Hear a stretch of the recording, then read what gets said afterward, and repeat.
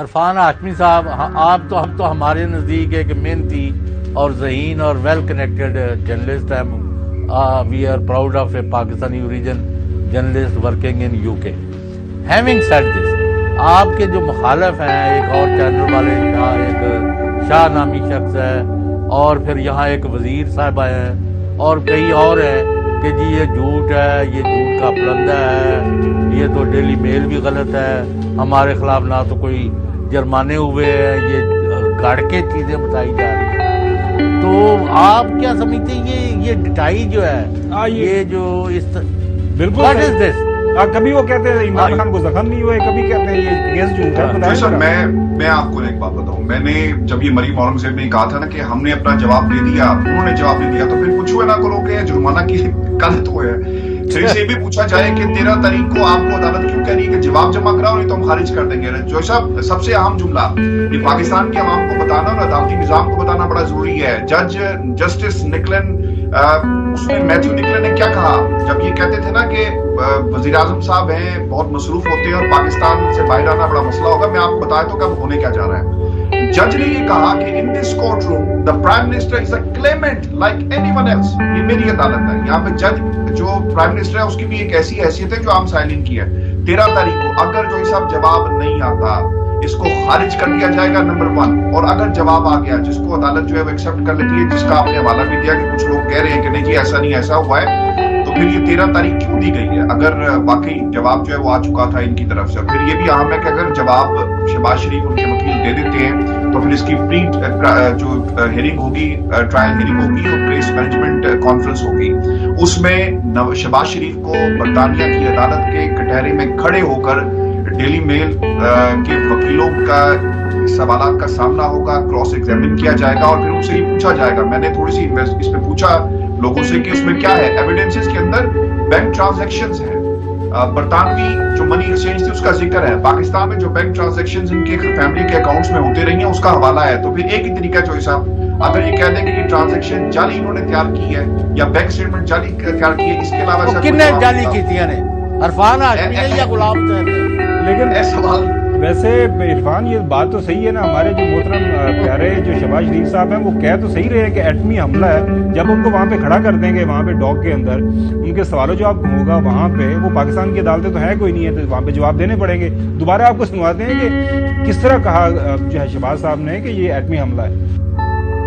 बरतानिया का वो जो अखबार है ऑनलाइन डेली मेल, रिपोर्टर है मिस्टर रॉस, उसको पेनल्टीज हुई है, उस अखबार को कई सेंसोर्स मिल चुके हैं। बदतरीन वार है इमरान खान का मेरे खिलाफ और उसके साथियों का, ये एटमी हमले से कम नहीं है। मैं अपने दोस्तों, साथियों और पाकिस्तान के अवाम के साथ मिलकर पाकिस्तान की इज्जत को हम बरतानिया की अदालत में रिस्टोर करवाएंगे इंशाअल्लाह ताला। आप मेरी बात याद रखिए अल्लाह ताला के फजल करम से। अच्छा इरफान, मुझे अब ये बताइएगा कि अगर ये जवाब नहीं जमा करवाते, केस खारिज हो जाता है, तो फिर वो अखबार की तरफ से इनके ऊपर क्या एक काउंटर हद के इज्जत का दावा होगा या क्या होगा? वो दावा इन्होंने किया हुआ है। नहीं मैं कह रहा हूँ सर, केस अगर खारिज हो जाता है काम होगा। एक काम मैं बता दूं, इसमें जितनी भी लीगल कॉस्ट है ना, जितना पैसा इनका खर्च हुआ वो इनको देना पड़ेगा। यानी अभी तो इन्हें 27,000 पाउंड जो है ना, वो एक दरखास्त जो गई थी कि हमें स्टे दे दिया जाए, उसको उड़ा दिया। अगर ये केस आ जाते हैं फिर अदालत ये डेली मेल भी इनके खिलाफ केस कर सकती है और फिर ये आगे बिल्कुल हो सकता है, बिल्कुल हो सकता है। वो कह सकते हैं कि आपने हमें अदालत में फजूल घसीटा, हमारा टाइम पर बात किया, लीगल टीम्स को हमने हायर किया, आपको इसकी लीगल जो है डैमेजेस देने पड़ेंगे। इरफान, आपके सोर्सेज हैं वहाँ पे जबरदस्त किस्म के आपकी स्टोरीज हम पढ़ते रहते हैं, आपको सुनते भी हैं। At this point in time vibes क्या आ रही हैं इनका जो हेडक्वार्टर है नूरी का, लंदन हेडक्वार्टर, इस स्टोरी के हवाले से लेवल ऑफ कॉन्फिडेंस क्या है?